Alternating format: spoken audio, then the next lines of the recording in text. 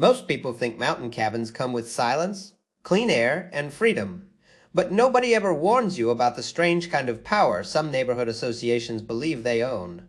This story honestly blew my mind because it started with something so absurd that it almost sounded fake at first.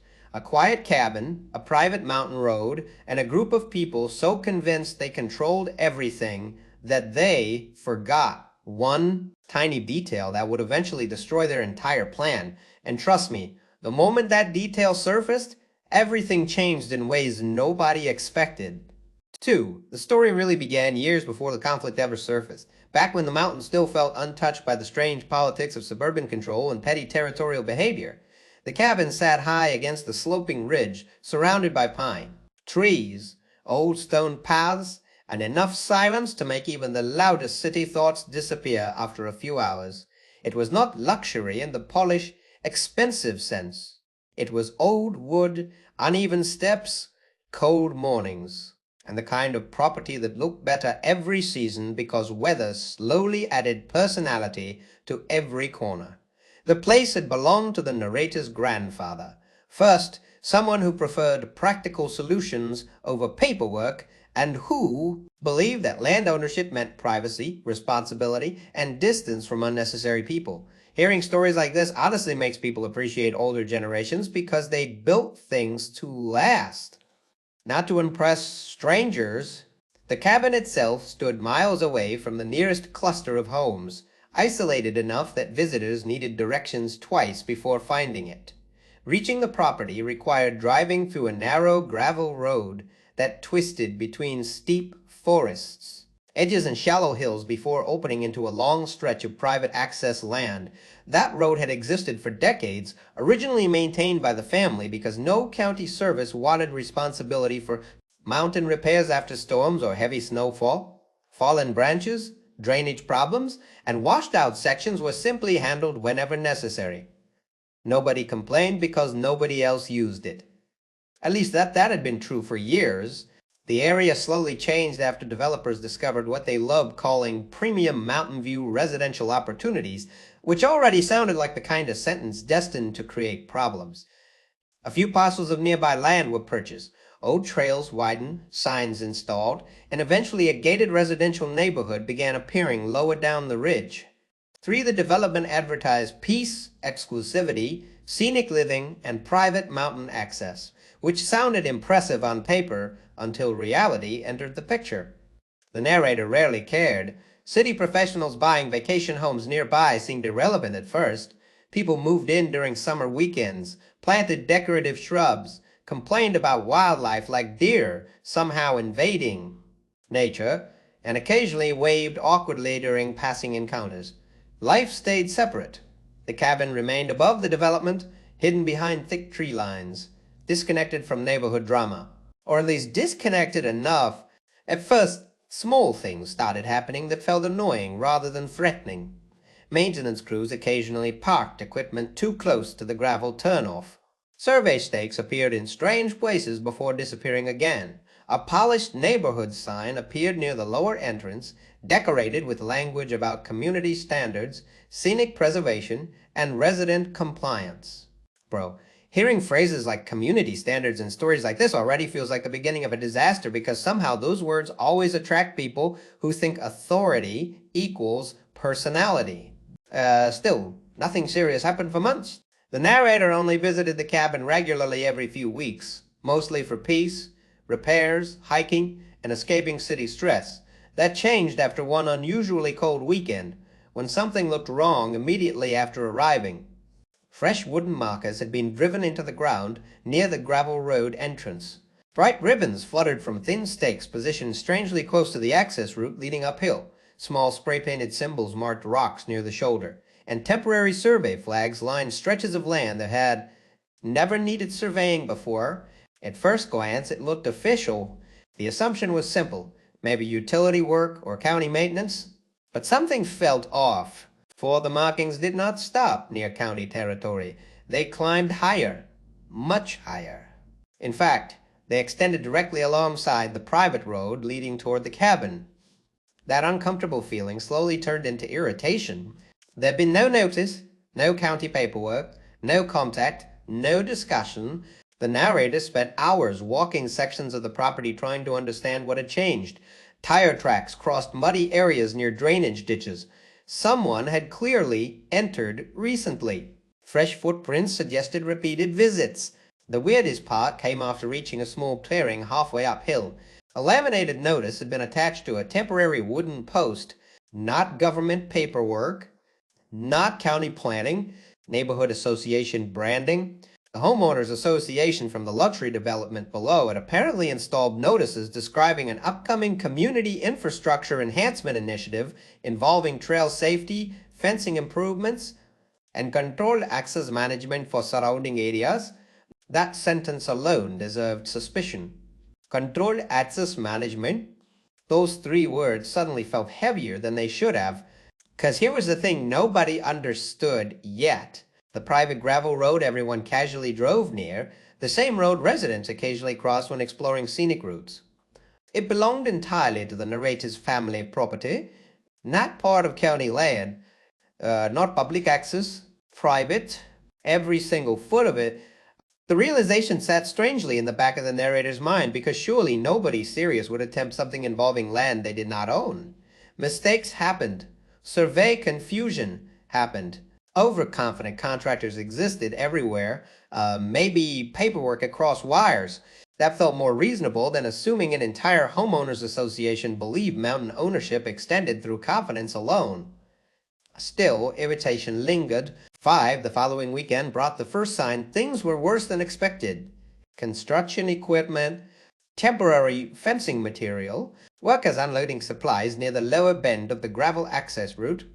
Again, no permission requested, no explanation offered, just activity. The narrator parked, stepped out, and immediately noticed unfamiliar confidence radiating from everyone involved. Workers moved around casually as if setup plans had already been approved months ago. One stack of materials contained metal fence posts. Another included signage about resident access restrictions. Access restrictions on private land?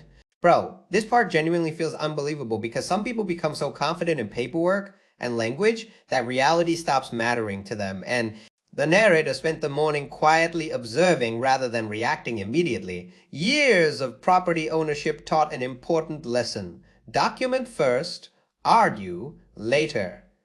Photos were taken, marker placements recorded, equipment positions documented. And then came something even stranger. A folded map accidentally left near construction supplies. At first glance, it resembled a planning layout for future pathways surrounding the HOA neighborhood. Except one section highlighted something impossible to ignore. A bold line extended upward toward the narrator's property entrance. Labeled as Expanded Resident Mountain Corridor, another section suggested fencing near the road to enhance community boundaries. Community boundaries around somebody else's road? That was the moment irritation finally shifted into disbelief. Because hearing stories like this always makes people ask the same question. How does anyone get this confident? Seriously? How do grown adults collectively convince themselves private property suddenly becomes neighborhood space because they printed a map? Still, instead of exploding emotionally, the narrator made a decision that would matter later. Patience. 6. Careful observation. Paper trails. Quiet preparation. The mountain had taught one lesson better than anything else. Storms looked chaotic, but survival depended on timing. That afternoon, after reviewing old property records stored inside the cabin, dusty maps confirmed exactly what memory already suspected.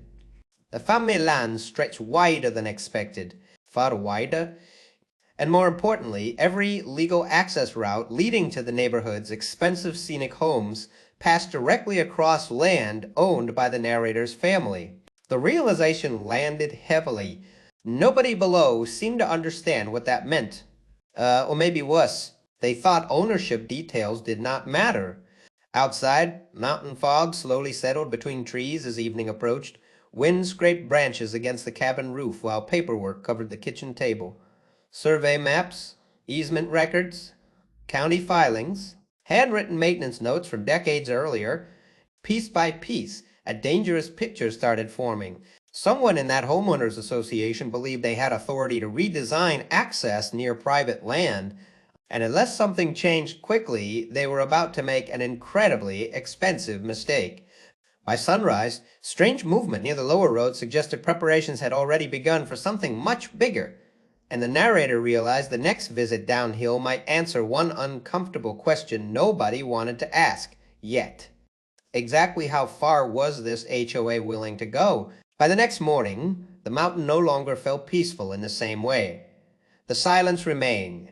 The cold wind still moved through the pine trees, and sunlight still filtered across the gravel road in scattered pieces through heavy branches. But something about the atmosphere had shifted. It felt occupied. That feeling alone immediately changed the rhythm of the narrator's weekend routine. 7, instead of coffee on the porch and quiet repairs around the cabin, attention moved downhill toward the increasingly suspicious activity gathering near the road entrance. And honestly, hearing stories like this always makes people realize how quickly peace disappears when somebody else suddenly decides your property somehow belongs to their agenda. The first thing visible from a distance was movement. More vehicles than before sat parked near the lower access point. White trucks, utility trailers, stacks of bundled fencing material, and temporary signage leaned against equipment cases. While workers moved with the strange confidence of people who believed approval had already happened, nobody looked confused. Nobody looked cautious. Everything felt organized. That detail mattered. Mistakes usually looked messy. This was planned. The narrator parked farther uphill and walked down quietly instead of arriving directly beside the activity. Observation still felt smarter than confrontation. There were already enough warning signs to know emotion would only muddy facts. Photos continued. Vehicle plates, equipment placement, temporary structures, survey ribbons. Every strange detail became documentation. One thing stood out almost immediately. The temporary markers from the previous week had multiplied. Wooden stakes now outlined long stretches beside the road, many placed absurdly close to private access boundaries. Small orange paint marks appeared on stones near drainage lines maintained for years by the family. Worse, several sections suggested future fence placement intended to narrow visible access routes. At first, it almost looked cosmetic. Then the narrator noticed something impossible to ignore. A temporary metal sign stood beside the gravel bend. Future residents, scenic corridor, authorized access only. Authorized resident access. 3 words that suddenly felt ridiculous. 8, because the people supposedly being authorized did not own the land underneath them. Bro, hearing this part almost feels fake until remembering how some organizations operate in real life. Sometimes confidence replaces logic entirely if enough people repeat an assumption. They begin acting like paperwork magically rewrites ownership. The narrator continued watching from a distance until a small SUV arrived, carrying several professionally dressed residents from the neighborhood below. Expensive outdoor jackets, coffee cups, casual confidence. The type of body language that suggested committee meetings and neighborhood newsletters. Nobody hesitated. Nobody paused like trespass worried them. Instead, they pointed casually toward sections of the gravel road while reviewing papers and gesturing toward tree lines. That moment changed something internally, because suddenly this no longer looked like contractor sort of confusion. This looked like leadership involvement. This looked deliberate. The narrator quietly returned uphill, grabbed old survey copies, and drove toward the county records office later that afternoon, needing confirmation before assumptions turned emotional.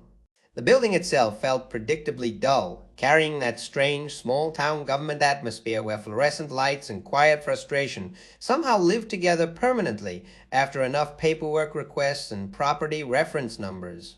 Confirmation came quickly. No changes existed, no approved easement modifications, no shared use agreements, no access redesign permits, no HOA authority over private mountain roads. Nothing. The road remained legally private family property exactly as remembered. Then came the detail that genuinely shifted concern into disbelief. County map showed something the narrator had not fully appreciated before. 9. The Homeowners Association neighborhood depended entirely on crossing land bordering the narrator's property corridor to access portions of emergency service routing and mountain utility maintenance access. Not technically through the cabin itself, but through land agreements that only worked because surrounding private ownership had always cooperated peacefully, meaning one very uncomfortable truth suddenly entered the picture. The HOA's expensive scenic development existed partly because neighboring landowners, including the narrator's family for decades, had never created problems. That arrangement depended on mutual respect, and respect suddenly seemed absent. Honestly, this part blew my mind because situations like this always follow the same pattern. Somebody gets comfortable, mistakes patience for weakness, then slowly begins rewriting reality until consequences appear. Out of nowhere, back at the cabin, the narrator spread documents across the kitchen table again. Tax records, boundary maps, historical access agreements, old maintenance receipts, weather-damaged handwritten notes from the grandfather describing storm repairs on the gravel road. One faded sentence stood out strangely. Road stays ours. Help neighbors when needed, but never sign away leverage. Leverage? That word lingered, because for the first time, this no longer felt like minor annoyance. It felt strategic. The next weekend confirmed exactly how serious things had become. Fresh construction, actual installation, fence posts, not everywhere, but enough. Metal stakes now sat embedded disturbingly close to sections of private land. Temporary mesh fencing crossed visual pathways near bends in the road, subtly narrowing movement patterns. Someone had begun reshaping access without permission. And perhaps worst of all, laminated notices appeared again, this time larger. 10 community improvement language filled the page with polished confidence, safety enhancement initiatives, resident mountain preservation access, boundary clarification plans. Boundary clarification. Hearing phrases like that honestly raises alarms because they always sound harmless until someone discovers they secretly mean we decided something without asking. Still, no confrontation happened. Yet. Well, and instead, documentation intensified. The narrator photographed every inch of change, time-stamped records, copied county filings, contacted a local property attorney for consultation, and quietly began asking nearby longtime residents questions. That was when another layer surfaced. Apparently, complaints about the HOA had already existed for months.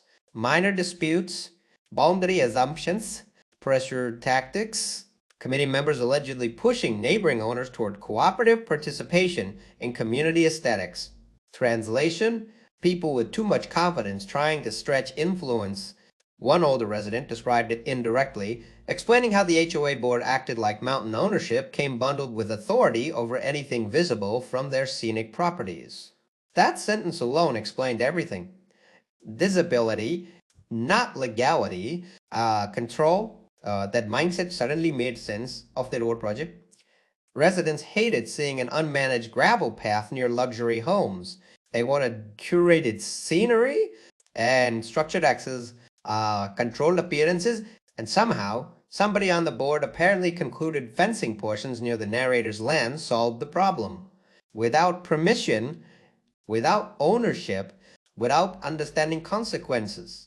Bro, this genuinely feels like one of those moments where arrogance starts writing checks, reality eventually cashes. But then came the discovery that turned concern into genuine anger. 11 one morning, near sunrise, while checking lower sections of the property, the narrator noticed fresh tire tracks extending farther uphill than ever before. Far too far. Someone had entered deeper private sections near the cabin approach. Had temporary survey paint marked trees. Small numbered tags hung from branches. And sitting near a stack of stones rested a clipboard accidentally forgotten overnight. Inside sat project planning documents, meeting schedules, cost estimates, fence diagrams, trail rerouting concepts, and one sentence buried among planning notes froze everything. Cabin access visibility issue to be resolved during Phase 2 enclosure. Phase 2 enclosure. Cabin access resolved. That wording landed like cold water, because suddenly this was not misunderstanding, not accidental overlap, and not survey confusion. Someone had planned to interfere directly with access leading toward the private cabin. The realization settled heavily as cold mountain air moved through the trees. Wind carried distant construction noise uphill while fog drifted across sections of road no outsider had any business redesigning. For the first time, patients started colliding with anger because one terrifying possibility now seemed real. The HOA was not simply decorating nearby land, they were preparing to fence off access around property they did not own. And unless stopped quickly, they might go far enough to create a legal nightmare nobody downstairs saw coming. The strange thing about anger, especially the quiet kind, was how calm it could look from the outside. By the time the narrator drove back up toward the cabin after discovering the forgotten clipboard, frustration no longer felt loud or emotional. It felt organized, controlled, sharp, the kind of feeling that quietly rearranged priorities without announcing itself. 12. The mountain air still carried that familiar cold edge. Birds still moved through the tree line, and fog still drifted lazily between slopes, but now every detail felt different, because trust had vanished. And honestly, stories like this always hit hard because the worst conflicts rarely begin with screaming. They begin with somebody slowly deciding limits no longer apply to them. The clipboard stayed on the kitchen table beside county records, survey maps, and decades-old property paperwork, while the narrator reread every page repeatedly. At first glance, most of the documents look like standard committee language filled with overly polished wording about improving resident experiences and preserving scenic continuity. But hidden between that harmless language sat phrases that painted a much uglier picture. Corridor management, restricted visual clutter, unified mountain access, controlled perimeter, continuity. The words almost sounded corporate. Harmless even, until viewed beside reality. Reality meant fences. Reality meant unauthorized land activity. Reality meant somebody casually discussing cabin access like it represented a landscaping inconvenience instead of a private legal right. Bro, hearing phrases like visual clutter used to describe someone's actual property somehow makes everything worse because it reveals the mindset immediately. Certain people genuinely start seeing neighbors as obstacles instead of owners. That afternoon, instead of acting impulsively, the narrator called the property attorney recommended earlier by a longtime resident. Years of mountain ownership had taught one useful lesson. Documentation mattered more than outrage. If someone crossed boundaries physically, facts would eventually matter far more than frustration. The attorney listened carefully, reviewed photos through email, and asked a question that felt oddly simple. Was access physically blocked yet? Not yet. Had written notice been sent? Oh. Yay. 13. Were they actively constructing on owned land? Possibly, depending on boundary interpretation. The answer came back calm but important. Document everything. Avoid confrontation. Allow enough movement for intent to become obvious. Premature escalation, sometimes complicated cases. Clear evidence mattered. In short, wait, observe, prepare. That advice felt infuriating and smart at exactly the same time. Because patience felt difficult while strangers casually treated family property like a community redesign project. The next few days transformed observation into certainty. Construction activity intensified. Temporary crews appeared regularly near lower sections of the road. More fencing material arrived. Stakes multiplied. Gravel shifted near entry curves. Fresh tire tracks scarred muddy ground after overnight rain. Somebody had money invested in this plan, which meant somebody believed authority existed, and even stranger neighborhood residents increasingly wandered nearby during weekends. Walking groups, coffee-holding couples, committee-looking clusters studying printed maps. Several people casually stopped near sections of the gravel route, staring uphill toward private land with the detached curiosity of tourists examining scenery. Nobody behaved like trespass concerned them. Nobody acted uncertain. The confidence almost became disturbing. And that confidence shattered slightly during one unexpected moment. Late one afternoon, while parked near a turnout overlooking lower access roads, the narrator noticed a neighborhood newsletter partially sticking from a community bulletin box near the developments. And events. Curiosity 1. Inside sat an announcement describing exciting improvements to resident mountain access pathways and upcoming perimeter enhancements designed to protect neighborhood value and preserve environmental consistency. Protect neighborhood value? There it was. The real motivation hiding underneath polished language. 14. Property values.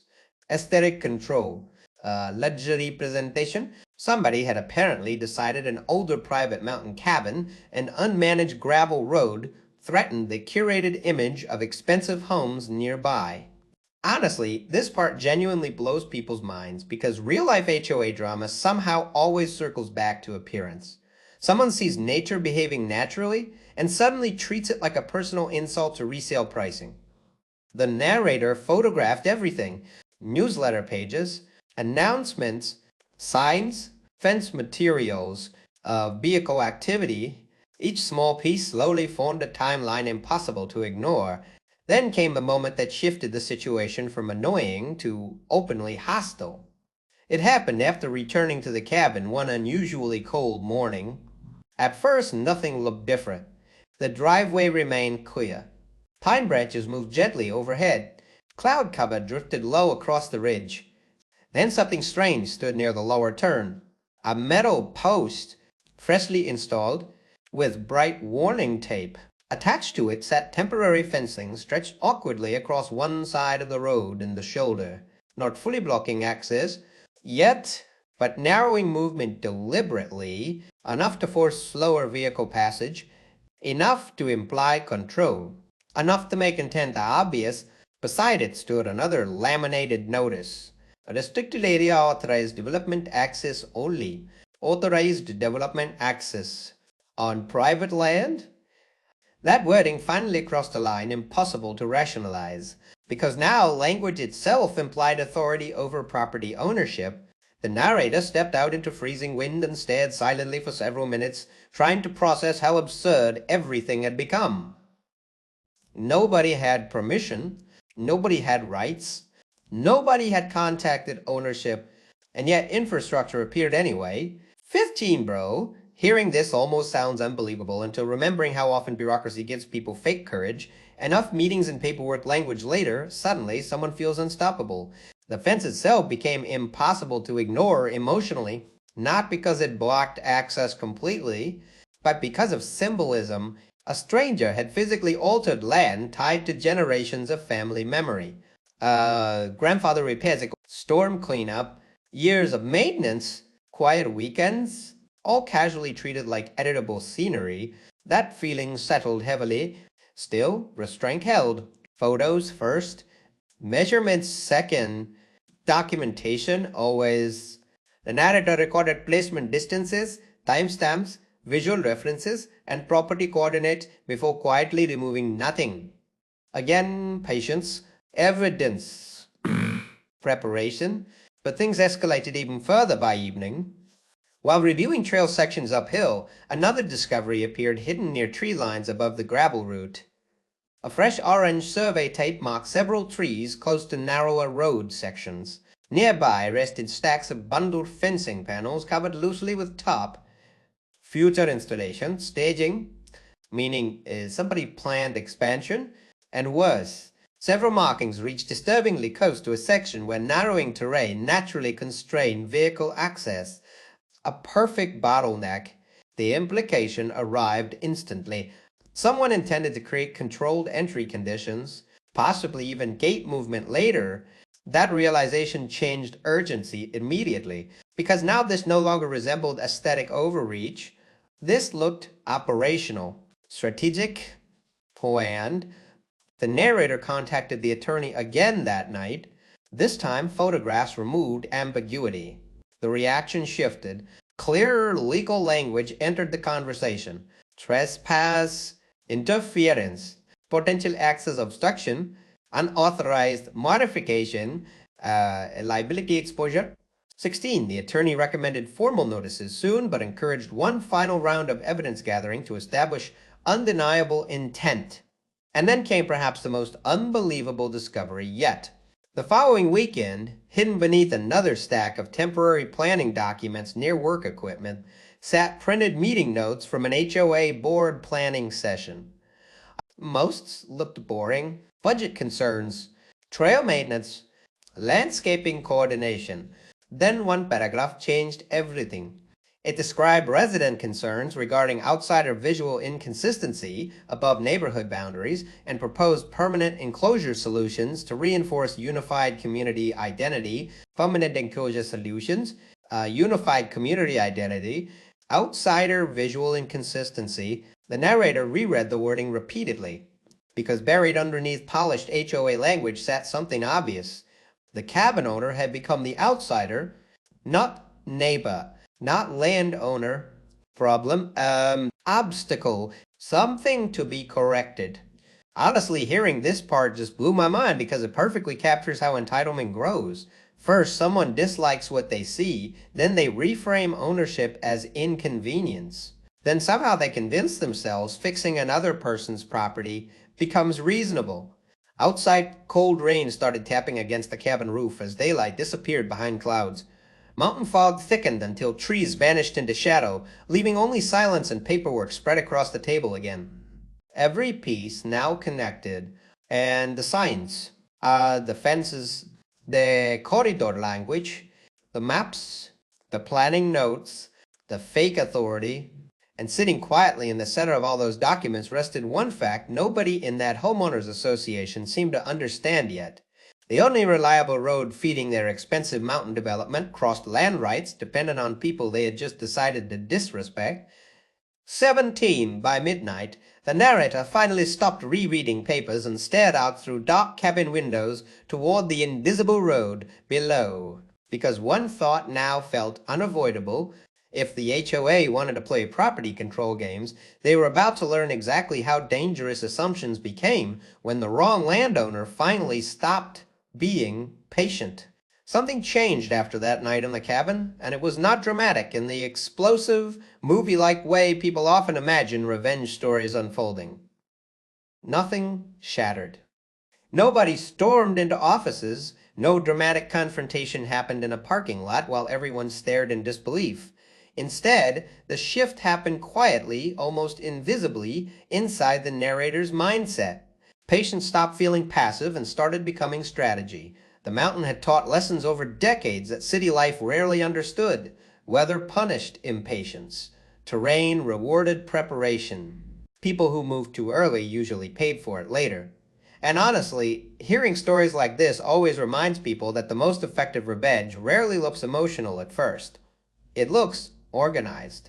The following Monday began with paperwork. Not glamorous paperwork, not exciting paperwork.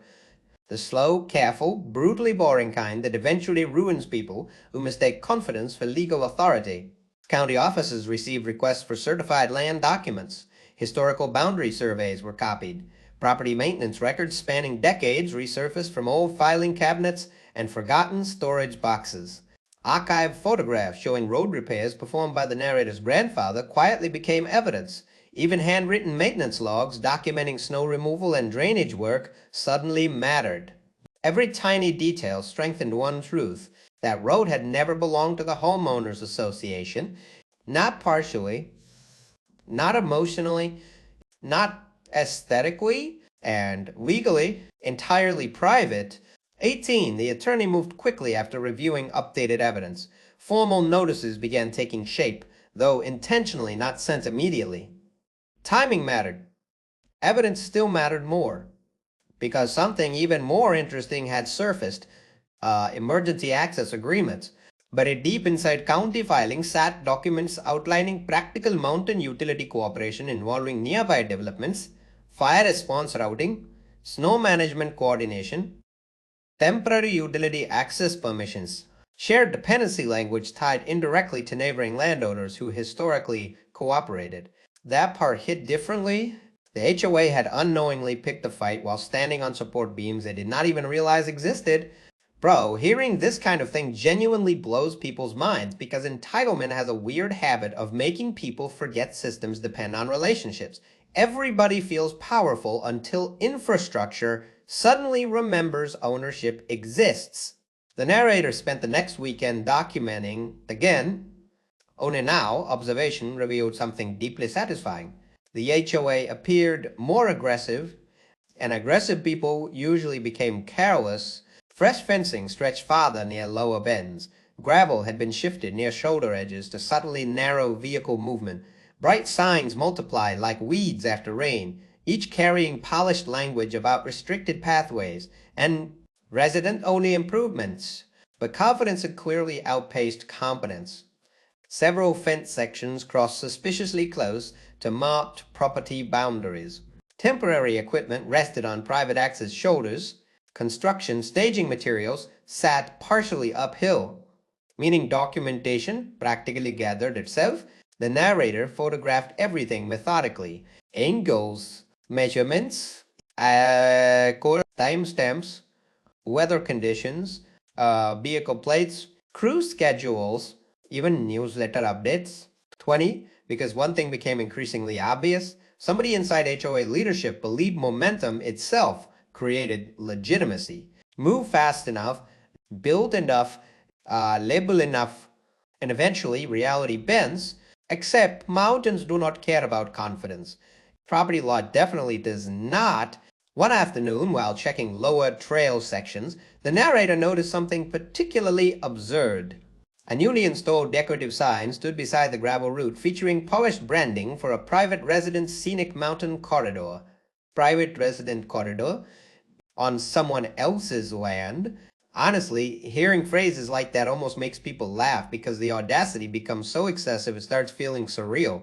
Still, no confrontation. That remained important. Instead, the narrator quietly visited nearby longtime property owners for context, and this was where things became fascinating. Apparently, frustration toward the HOA had quietly spread for months. A retired couple described pressure regarding landscaping visibility. Another landowner hinted of aggressive complaints involving fencing appearances and natural tree growth. One resident explained how HOA committees increasingly behaved like scenic preservation gave moral authority over neighboring properties. Moral authority, that phrase somehow captured the whole disaster, because deep down, this was no longer about roads. It was about control, disguised as improvement. People convincing themselves taste equaled jurisdiction. The mountain neighborhood had slowly turned into a stage where expensive property ownership encouraged territorial confidence. In the narrator's older cabin, it disrupted the curated image. Rustic instead of polished, private instead of compliant, untouched instead of coordinated. That realization sharpened everything because suddenly motivations looked obvious. Fence to road, etc. Control visibility, contain access, pressure compliance. 21. Perhaps eventually encourage sale or cooperation.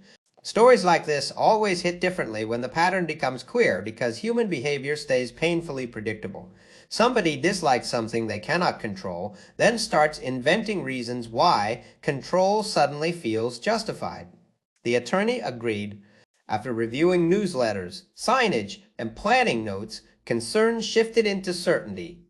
Formal legal notices prepared faster, trespass warnings, unauthorized construction notices, potential interference claims, demands for immediate removal of modifications, everything polished, professional, well, cold, and yet still waiting.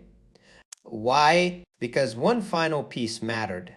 Intent. The attorney wanted undeniable proof that HOA leadership understood ownership and ignored it anyway. That proof arrived accidentally, and late Saturday morning, while documenting fresh construction activity from farther downhill, the narrator noticed an outdoor HOA gathering near a scenic overlook. Residents stood around folding tables while board materials rested nearby, coffee cups, planning packets, neighborhood maps, the kind of weekend committee atmosphere that somehow always radiated misplaced confidence. No confrontation happened, only observation. And observation paid off. A printed board packet, briefly abandoned near stacked materials, included meeting summaries discussing mountain access development phases. Most language sounded annoyingly polished. Enhancement goals, resident continuity, boundary harmonization. Then came a section that nearly ended the narrator's patience instantly. Continued resistance from Upper Barcelona expected. Proceed carefully to establish visible continuity. Upper Barcelona expected resistance. Proceed carefully. Visible continuity. And meaning they absolutely knew, the cabin owner existed, ownership existed, resistance was anticipated, and construction moved forward. Anyway, 22, bro, this genuinely felt unbelievable because the confidence required to knowingly redesign someone else's property access while documenting awareness almost sounded fictional. But real life often becomes stranger than fiction when groups convince each other consequences are optional. The narrator photographed every page, every line, every reference, and quietly left. The drive back uphill felt different, calmer, sharper, because uncertainty finally disappeared. This was intentional, deliberate, planned. The HOA had knowingly pushed forward while treating ownership like inconvenience, meaning patience no longer served investigation. Patience now served execution. Sunday evening transformed the cabin kitchen table into war planning. County maps spread beside legal drafts, photographs stacked chronologically, maintenance histories organized into folders, survey coordinates cross-referenced with staging locations. The grandfather's old notes rested nearby, faded from age. One line lingered strangely in memory. Road stays hours, simple sentence, massive consequences, because for the first time, the narrator truly understood leverage. The Homeowners Association below depended on assumptions. Assumptions of cooperation, assumptions of tolerance, assumptions that neighboring owners would remain quiet. But cooperation depended on respect, and respect had clearly expired, and the following week began the first official move. Not lawsuits, not police. Something smarter, certified notices, cold, professional, devastatingly specific, unauthorized use, immediate demand for cessation, the trespass documentation, property interference concerns, legal liability warnings, and request for removal of installed materials, every sentence written with precise restraint. No anger, no threats, only facts. Sometimes facts scare people more than emotions, and yet the truly brilliant part sat hidden underneath. 23. The attorney quietly recommended parallel county notifications regarding potential emergency access complications caused by unauthorized modifications near mountain routes. Nothing dramatic, just procedural concern. Procedural concern had power because mountains depended on logistics. Roads mattered. Fire response mattered. Winter access mattered. Insurance mattered. Suddenly, tiny questions began forming. Who approved these changes? Were access routes compliant? Had insurers reviewed modifications? Did county responders know pathways were narrowing? Interesting questions, expensive questions. The narrator almost laughed while realizing something painfully ironic. The HOA had wanted control, but control came with paperwork, and paperwork was finally arriving. Late that Friday, after returning toward the cabin, another unexpected detail appeared. Movement near the lower road looked frantic. Workers repositioning materials, signs partially removed, committee vehicles parked strangely close together.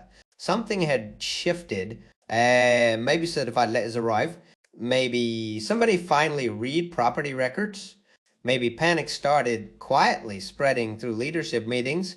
Nobody knew yet, but mountain silence suddenly carried something different. Not confidence, tension, and as evening fog rolled through the trees, the narrator stood near the gravel road, realizing the next phase would likely decide everything, because people who spent months acting powerful often became dangerously unpredictable. The moment is reality. and interrupted the story they had been telling themselves. By the start of the following week, the atmosphere around the mountain changed so noticeably that even someone unfamiliar with the situation would have sensed something shifting beneath the surface. The confidence that once surrounded the neighborhood activity below had cracked, not shattered completely, not yet, but fractured enough to expose uncertainty underneath.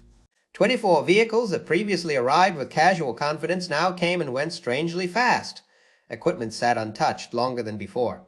Temporary work zones looked abandoned for hours at a time, only for someone to reappear briefly, move materials around nervously, and disappear again. It honestly felt like watching people quietly realize a problem had grown much larger than expected. The certified notices had clearly landed, and based on appearances, they had landed hard. For weeks, everything about the HOA operation radiated certainty. Signs appeared overnight. Fence lines stretched farther uphill. Construction crews behaved like approval already existed. Residents walked nearby with relaxed confidence, pointing towards sections of land as though future plans were inevitable.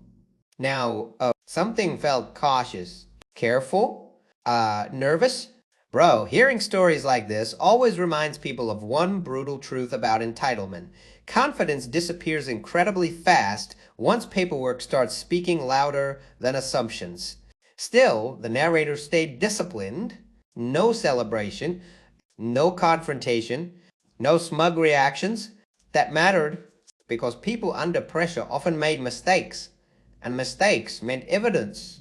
Instead of interfering, the narrator continued documenting changes while quietly watching the neighborhood unravel itself. The first sign of internal panic appeared through inconsistency. Some fencing disappeared overnight and then reappeared in slightly different locations. Temporary warning signs moved repeatedly, suggesting somebody suddenly cared where property lines actually existed. Equipment staging areas shifted farther downhill. Workers who once operated casually now stopped, often consulting papers, phones, and maps with visibly confused body language. Nobody looked certain anymore, and honestly, that visual alone felt satisfying, because after months of acting unstoppable, reality had apparently introduced itself. 25. Yet the most interesting development arrived unexpectedly through county involvement. 3 days after the notices circulated, inspection vehicles quietly appeared near lower access sections. Not dramatic, no flashing lights, no huge scene, just calm procedural energy. Officials walked portions of the road, examined fence placement, photographed narrowing sections, and reviewed documentation while speaking with contractors whose expressions steadily worsened. The narrator stayed distant, observing from uphill. No need to interfere. The paperwork already handled that.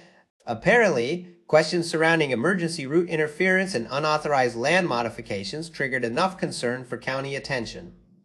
Funny how quickly community improvements start looking dangerous when liability enters the conversation.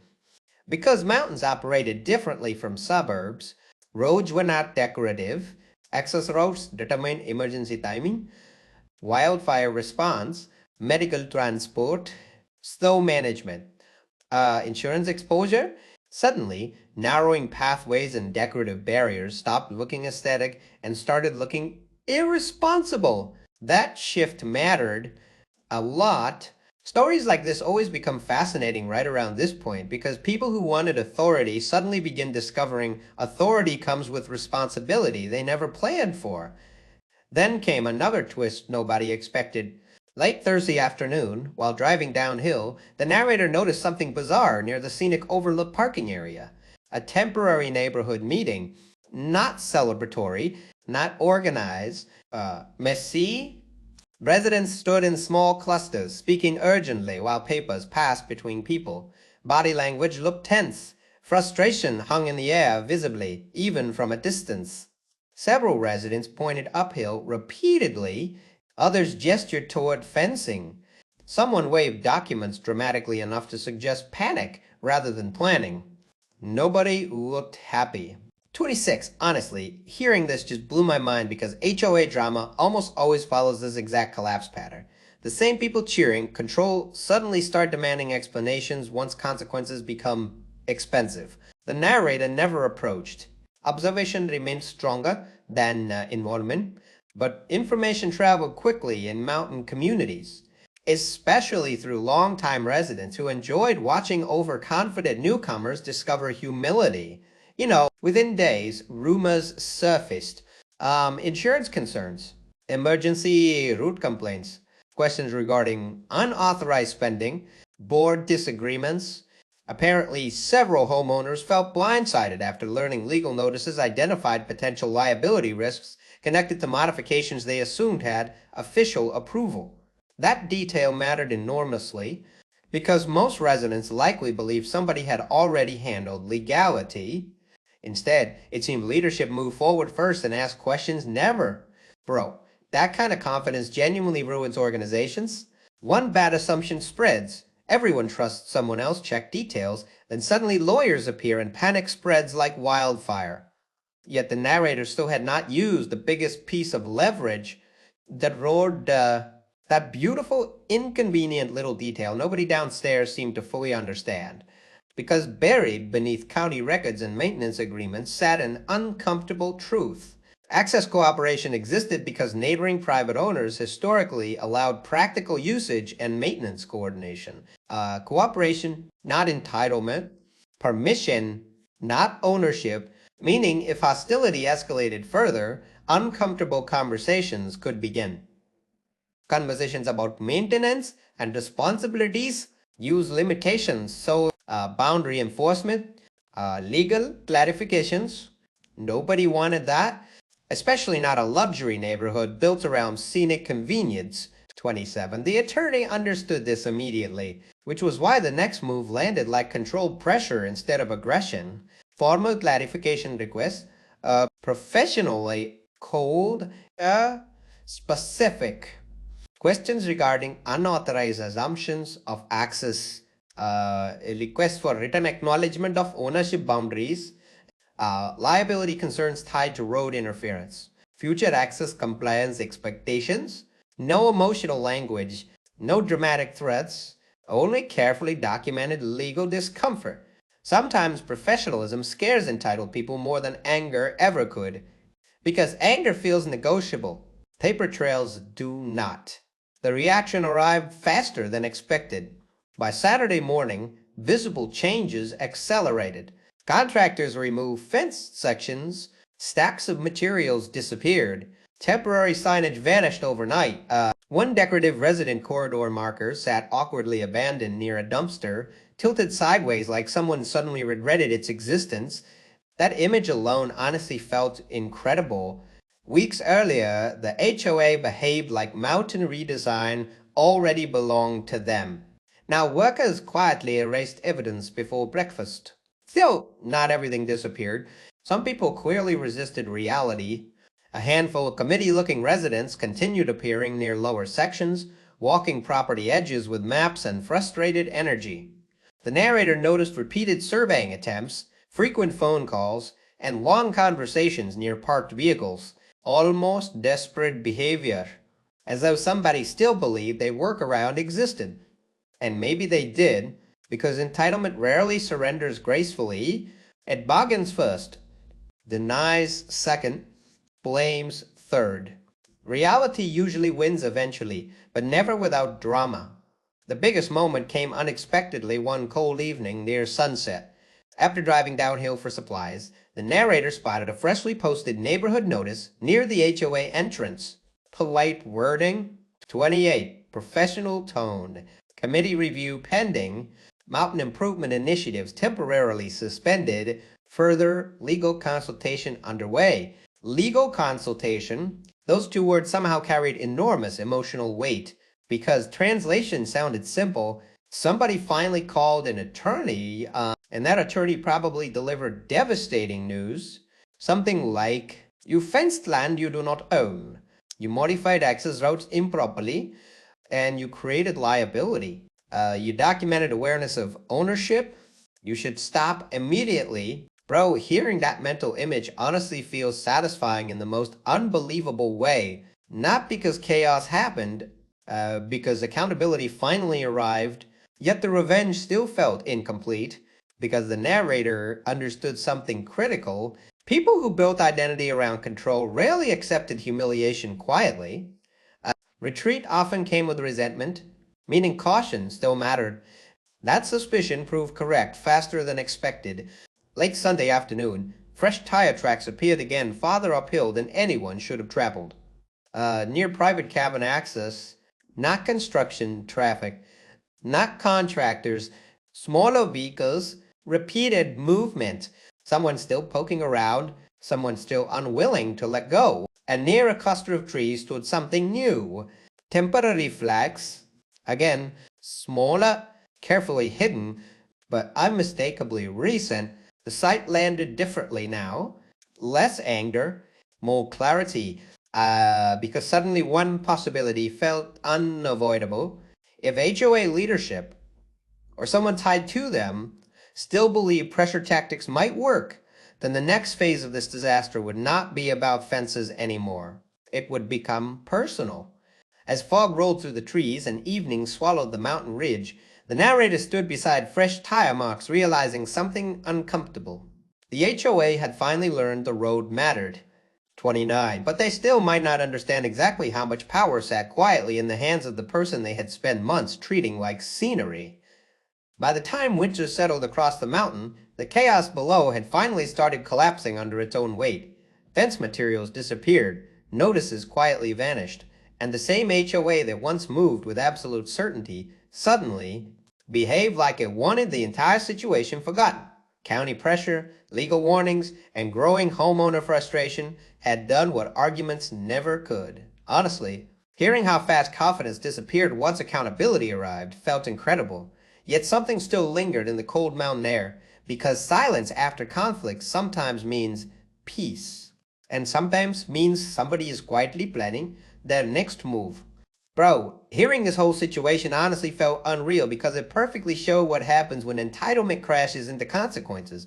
The HOA thought ownership could be replaced by confidence, paperwork, language, and expensive neighborhood branding, but reality reminded everyone that property rights are not suggestions. That was incredible to watch unfold, especially when the very road supporting their lifestyle depended on the person they underestimated. And now I want to know your opinion. Was the narrator too patient, or was waiting the smartest revenge possible? Drop your thoughts in the comments, and if stories like this blow your mind, stick around for the next one.